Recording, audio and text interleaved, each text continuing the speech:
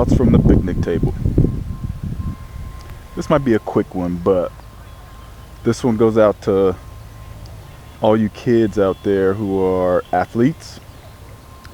Stop being friends of your peers. Like, it's cool to have respect for them, but going around posting guys doing something, all that stuff, talking about someone saying, oh, so and so is blah blah blah, so and so did this. So what? Because one day you're gonna have to play against that guy. So why would you be a fan? I'm not a fan of anybody I gotta play against. Be a competitor.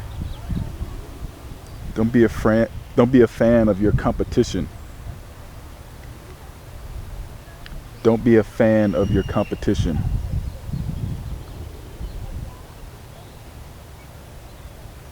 Yeah. Don't be a fan of your competition. Easy.